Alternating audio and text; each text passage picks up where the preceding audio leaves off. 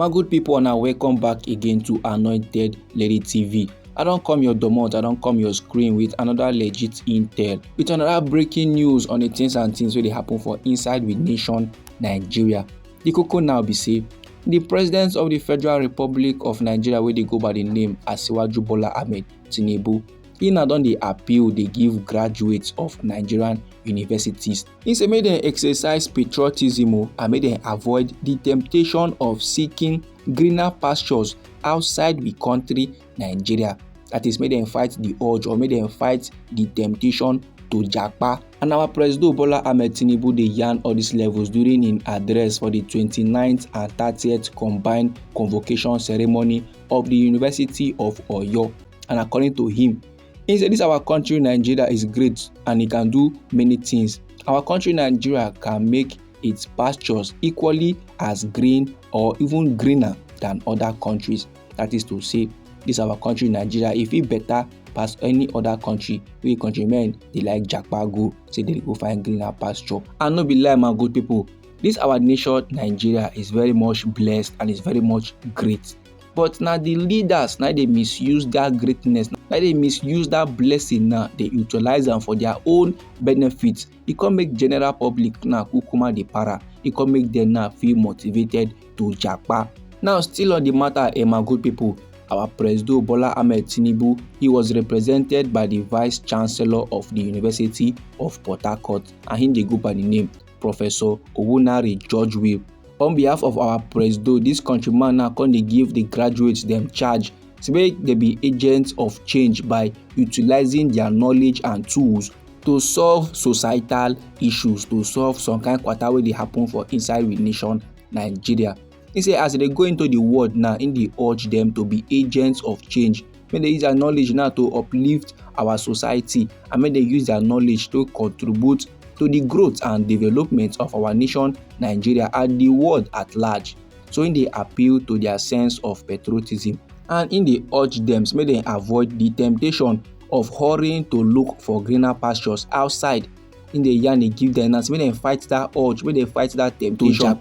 May they not dey in a hurry now to go outside to go find how you want it better for their future.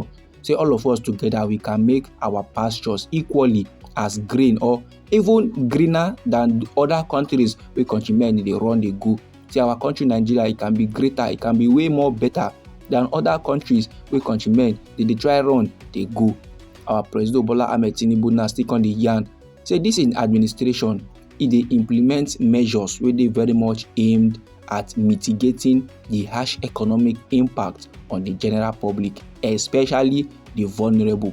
And my good people, you come back as if in the forget say that this in administration now plaster harsh policy we can make the thing can get negative impact on our economy, and it can make the general public can suffer, and it can make them can motivated to japa. But still on the matter, our president can charge universities to make them take the lead in championing demand-driven research we go contribute to the enhancement of human lives. Then the University Pro-Chancellor and Chairman Governing Council, in the go by the name Professor Zubairu Abdullah, he now appreciates the President of the Federal Republic of Nigeria, wey be Asiwaju Bola Ahmed Tinubu. He can give an accolade say our president introduce the student loan scheme and other reforms for inside this educational sector. But however, my good people, he can complain about the issue of land encroachment and land grabbing by some neighboring communities. The pro-chancellor can appeal they give our president for the construction of a perimeter fence so that it will calm down the Càsala where they face. No be small matter we don't bust out like this, so my good people. No say our president dey one side they encourage country people, make them do the camps, make them no japa. Meanwhile, Mr. Peter Obi, will be the former governor of Anambra State and the 2023 presidential candidate for the Labour Party, in the another side, they express in 100% support for Nigerian youth wey wan japa. The koko here be say, while Mr. Peter Obi they donate 60 million naira to 2 higher institutions for inside Anambra State, he now can dey reassure students wey dey seek opportunities abroad, men wey dey plan to japa. He said that's na valid option, na 100% good idea.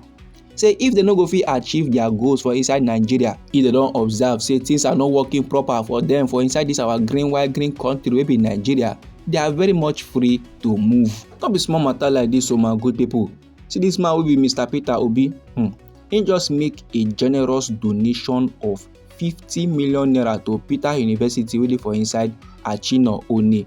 He can still make 10 million naira to the School of Nursing Science wey dey for inside Adazi Nduku during one visit like that to the nursing college. He can address students and then come dey yarn say if things now no dey go well, if things now no dey work for them proper for inside our country Nigeria, make dem go where it go work for them o, make dem go where they go prosper o. E get why o.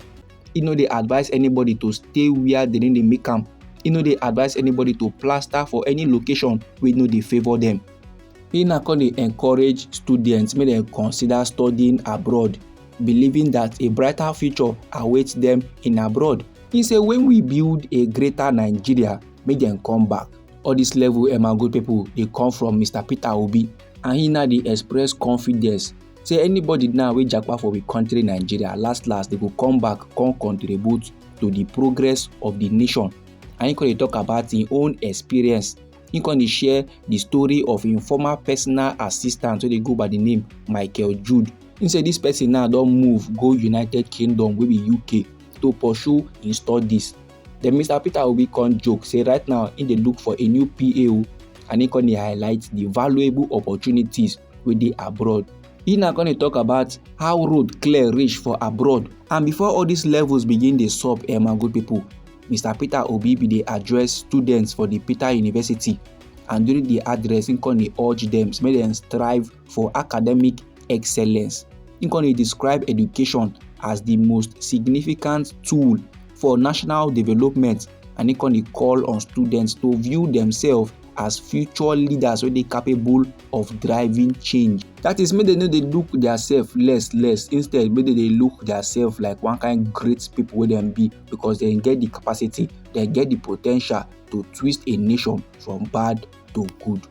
And this man wey dey go by the name Mr. Peter Obi, he dey continue to dey make donations, he dey continue to dey make support for educational institutions, and he dey underline him commitment to fostering professionalism, skill and national progress anywhere wey him plaster, anywhere wey him put leg. And this man good people na the informate wey I wan share give the general public. Anyhow the thing be you for body, feel free make you drop am inside our comment section. Now we be Anointed Lady TV. Now we dey give una legit intel on the things and things wey dey go on for inside we nation Nigeria. So if you like this update and you would like to receive more, try make you subscribe to this channel and try make you put on the notification bell, so that as we dey bring the news dey come, now you go first receive the updates and you go get am sharp.